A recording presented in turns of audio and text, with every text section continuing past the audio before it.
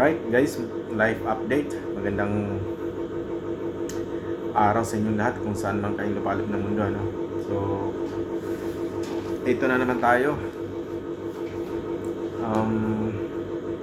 Live vlog tayo dito sa bilang isang OFW. Tagal na naman natin hindi nakapag-upload ng long form dito sa sa YouTube. Kailangan talaga natin magiging active.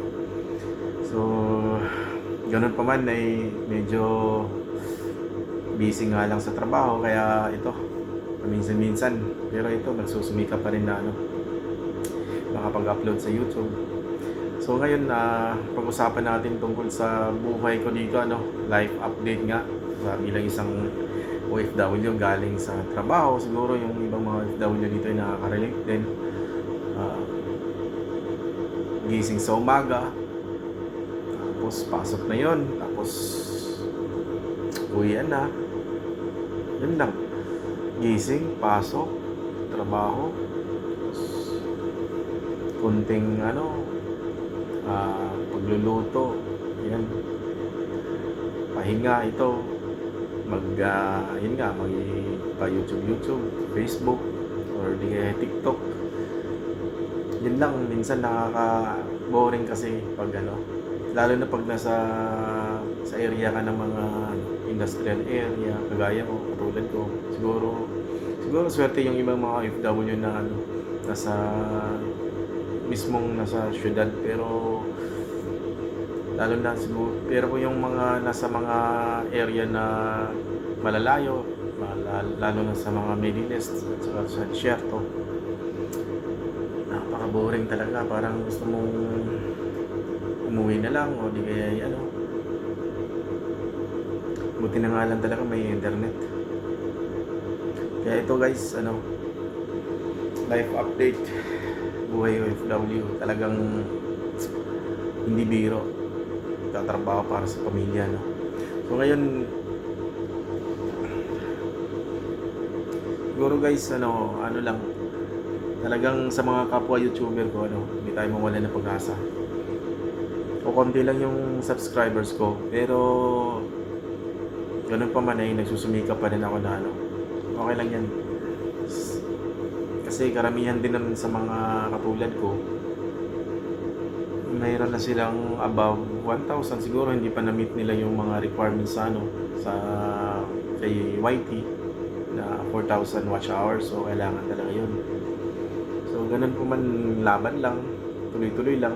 Ako kasi guys, hindi lang ako minsan dito nakafocus. Meron din akong, siguro hindi man lahat naman siguro sa atin, karamihan sa atin meron tayong FB o yung iba mga TikTok, ganun.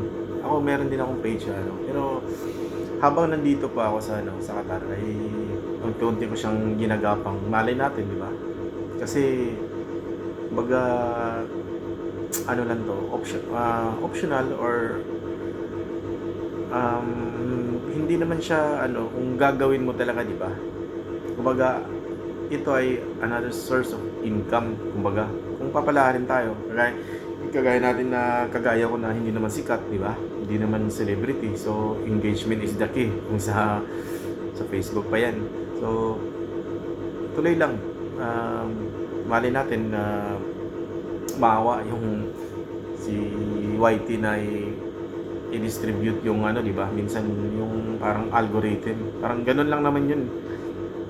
Lalo na pag yung content natin, yung niche natin ay hindi masyadong talaga, dapat nakafocus tayo sa isang, at saka pansin ko rin yung mga funny videos talaga, yung mga ang mga nagte-trending sa mga ganun, at saka daily or thrice a week siguro yung pag-upload. Pero pag naman ko man ay dito hindi sumusuko.